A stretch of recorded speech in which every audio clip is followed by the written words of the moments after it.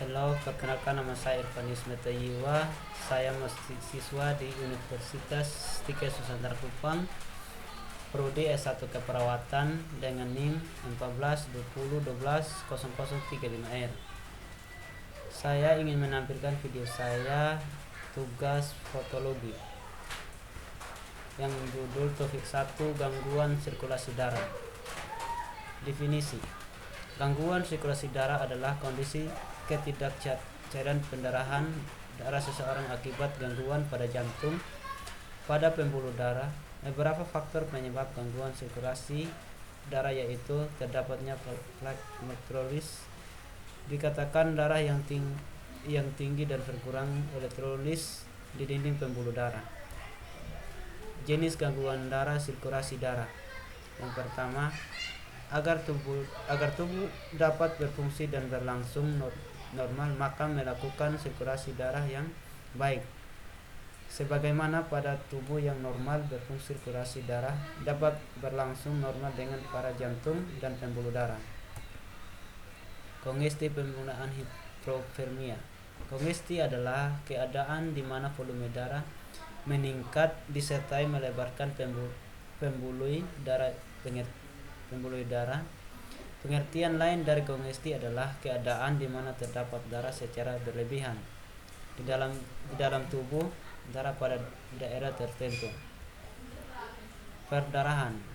Pertama, definisi perdarahan adalah keluarnya darah dari sistem sirkulasi yang dapat disertai dengan penumbuhan darah dalam jaringan atau ruang tubuh, atau disertai keluar darah dari tubuh. Trombosis. Pada keadaan di mana aliran darah melebatkan, maka trombosis akan melekat pada permukaan bagian dalam dinding pembuluh darah. Trombosis yang melekat semakin lama semakin banyak dan saling melekat sehingga terbentuk massa yang menonjol di dinding pembuluh darah. Embolus adalah suatu benda asing yang terbawa aliran darah berasal dari suatu tempat, tersangkut dan menyambut pembuluh darah. Kondisi di mana terjadi ketidakseimbangan antara volume darah dengan ruang vaskular yang disebabkan oleh pertambahan ruang vaskular. Dapat juga dikatakan bahwa sinyok adalah ketidakseimbang antara volume darah dengan ruang vaskular karena berkurangnya volume darah. Infark. Sambutan yang terjadi pada aliran arteri menimbulkan akan mengganggu sirkulasi darah setempat sehingga menjadi iskemia pada daerah yang dialirkan dan berakhir menjadi infark. Sambutan tersebut dapat menjadi secara perlahan-lahan secepat dan menetapkan yang berasal dari embolus dan trombus. Namun demikian, infark juga dapat terjadi karena adanya interaksi elektronik yang menyebabkan aliran darah dari lancar, akibatnya suplai dan kurang dan akhirnya muncul iskemia dan akhirnya infark. Topik 2, gangguan keseimbangan cairan. Elektrolit. Cairan tubuh adalah larutnya yang terdiri dari air, pelarut dan zat-zat tertentu. Saat terlarut, cara sangat disebutkan dalam rangka menjaga kondisi tubuh tetap sehat. Keseimbangan cairan merupakan salah satu bagian dari fisiologi hemostasi yang melibatkan komposisi dan perpindahan berbagian cairan tubuh. Dehidrasi adalah gangguan keseimbangan air di mana output melebihi artikel sehingga jumlah air dalam tubuh berkurang saat dehidrasi dan yang hingga adalah cairan tubuh, tetapi pada dasarnya saat dehidrasi elektrolit yang berada dalam cairan yang berkurang, dan demikian setiap gangguan keseimbangan cairan seperti hidrasi kemungkinan besar juga akan disertai dengan gangguan keseimbangan elektrolit. Edema.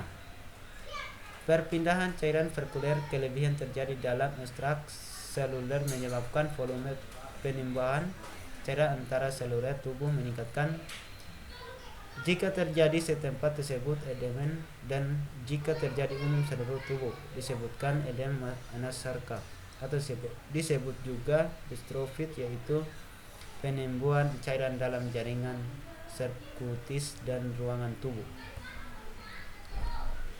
Artrosis portokal.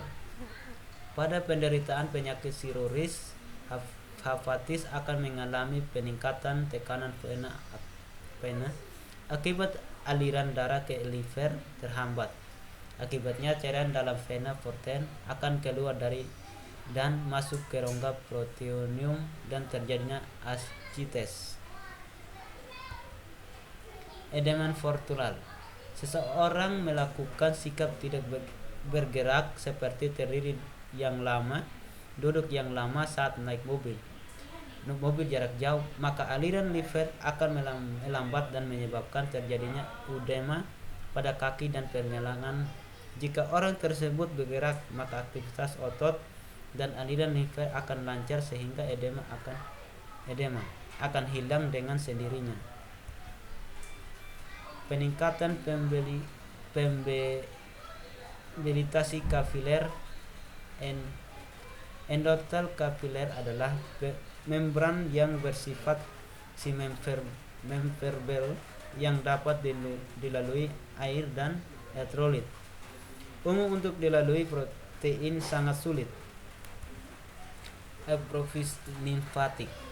Pada penderitaan positif motorik dan filaria akan mengalami bendungan aliran liver yang menyebabkan penimbunan cairan sehingga terjadi edema yang disebut interdam. Kelebihan natrium dan cairan tubuh. Natrium adalah zat yang berperan dalam pengaturan volume cairan dalam tubuh bersama ginjal. Bila tubuh mengalami kelebihan natrium dan ginjal tidak mampu mengeluarkan melalui urin, maka terjadi ketidakseimbangan cairan. Topik 3. Gangguan keseimbangan asam basa tubuh. Proses terjadinya keseimbangan asam basa tubuh dilakukan dengan cara mengatur keseimbangan hidrogen dan tubuh agar tetap dalam kondisi keseimbangan produksi hidrogen dan pembuangan. Bila berlebihan dalam tubuh, maka ginjal meningkat peran kunci untuk membuang hidrogen tersebut. Idosis rempotratis. Idosis revistrorit adalah kondisi di mana kesamaan darah berlebihan karena penumpuk karbodioksida dalam darah akibat dari gangguan fungsi paru-paru. Osidosis metabolik adalah kondisi di mana kesamaan darah berlebihan yang ditandai dengan merendahnya kadar dikarbonat dalam darah. Akibatnya bermanfaat akan menjadi lebih dalam dan lebih cepat sebagai usaha tubuh menurunkan kelebihan asam berupa karbon dioksida melalui nafas. Aklosis memprostis adalah suatu keadaan mana darah menjadi basah karena hiperventilasi bermanfaat sehingga kadar karbon dioksida dalam darah menjadi rendah. Aklosis metabolik adalah suatu keadaan di mana darah dalam keadaan kelebihan basah karena tingginya kadar bikarbonat. Jadi baik, terima kasih. Hanya ini saja tugas saya yang ringkas. Selamat siang.